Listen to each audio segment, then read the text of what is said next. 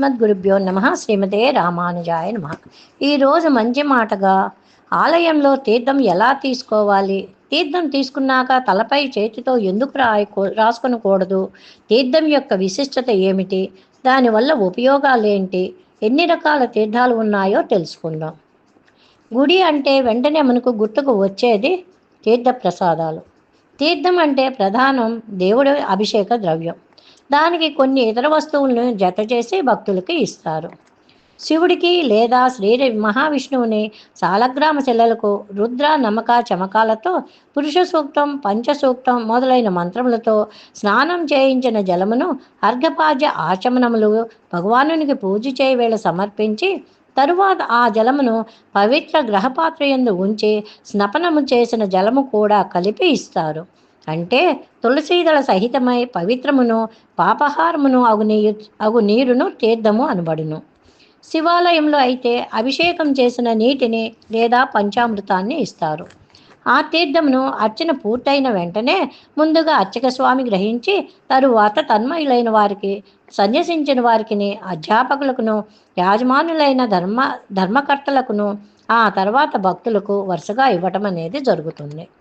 తీర్థంని ఎలా తీసుకోవాలనే ప్రశ్నకు సమాధానంగా మగవారైతే భుజం పైన ఉన్న ఉత్తరీయంను, ఆడవారైతే చీరని లేదా చున్నీ పైట కొంగును ఎడమ చేతిలో 4 మడతలు వచ్చే విధంగా వేసుకోవాలి. ఎడమ చేతిలో ఉన్న గుడ్డ మడతలో కుడి చేతిని ఎడమ చేతిలో వేసి చూపుడు వేలు ఏమాత్రం తగలకుండా బ్రొటన వేలును నడిమి వేలు క్రింద కణుపునకు పెట్టి గట్టిగా నొక్కి పట్టి తీర్థం క్రింద పడనీయకుండా నోటి నుంచి శబ్దం రాకుండా ఓం అచ్యుత, అనంత, గోవింద అనే నామాలను స్మరిస్తూ భక్తి శ్రద్ధలతో వినమ్రపూర్వకంగా తాగాలి. తీర్థం తాగిన తర్వాత కుడి చేతిని తలపై వ్రాసుకోకూడదు. తలపైన బ్రహ్మదేవుడు ఉంటాడు. మన ఎంగిల్ని బ్రహ్మకు అర్పణం చేసిన వారం అవుతాం. నీరు త్రాగినప్పుడు జుర్రుమని శబ్దం రానియకుండా పెదవులకు తగలకుండా తాగాలి. తీర్థాన్ని 3 సార్లు తీసుకోవాలి. అలా ఎందుకు తీసుకోవాలి అంటే, మొదటిసారి తీర్థం శారీరక మానసిక శుద్ధి జరుగుతుంది. రెండవసారి తీసుకునే తీర్థం న్యాయ ధర్మ ప్రవర్తనలు చక్కదిద్దుకుంటాయి. మూడవసారి పవిత్రమైన పరమేశ్వరుని పరమపదం అనుకుంటూ తీసుకోవాలి. ఇక తీర్థాల్లోకి వస్తే 4 రకాల తీర్థాలు ఉన్నాయి. 1 జలతీర్థము, 2 కషాయ తీర్థము, 3 పంచామృత అభిషేక తీర్థము, 4 పానక తీర్థము. జలతీర్థం అంటే ఆ తీర్థం సేవించడం ద్వారా అకాల మరణము, సర్వరోగాలు నివారింపబడతాయి. అన్ని కష్టాలు తొలగి ఉపశమనాన్ని ఇస్తాయి. బుద్ధి అధర్మం వైపు పయనించకుండా అడ్డుపడుతుంది. 2 కషాయ తీర్థం. ఈ తీర్థం కొల్హాపురంలోని శ్రీ మహాలక్ష్మి దేవాలయము, కొల్లూరు మూకాంబికా దేవాలయము, హిమాచల్ ప్రదేశ్లోని జ్వాలామాలిని దేవాలయము, అస్సాంలోని శ్రీ కామాఖ్య దేవాలయంలో ఇస్తారు. రాత్రి పూజ తర్వాత తీర్థమును కషాయం రూపంలో పంచుతారు.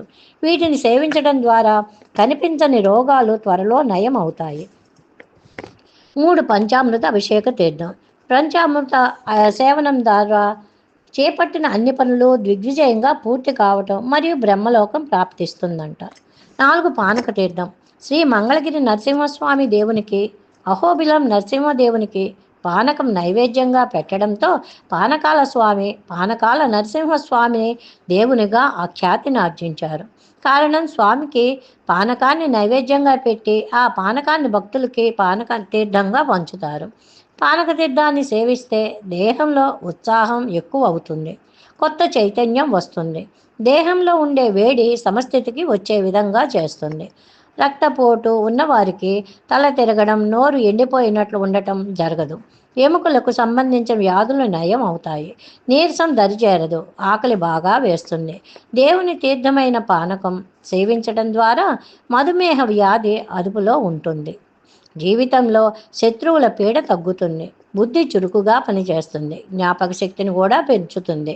ఇతరమైన ఇవేవి కాకుండా తులసి తీర్థం, పచ్చకర్పూర తీర్థం, బిల్వ తీర్థం ఇలా రకరకాల తీర్థాలను కూడా ఆయా ప్రాంతాల్లో ఇస్తుంటారు. వీటిని సేవించడం వల్ల ఆరోగ్యం లభిస్తుంది, మనసు ప్రశాంతత చేకూరుతుంది. సనాతన హిందూ సంప్రదాయాలు ఆచరిద్దాం, పాటిద్దాం. మంచి విషయాన్ని 10 మందికి పంచుదాం. మన సంస్కృతి సంప్రదాయాలను భావితరాల వారికి పిల్లలకు చేరవేద్దాం. సర్వం కృష్ణార్పణమస్తు. శ్రీమతే రామానుజాయ నమః. జై శ్రీమన్నారాయణ. అడియన్ రామానుజదాసి శ్యామలాదేవి.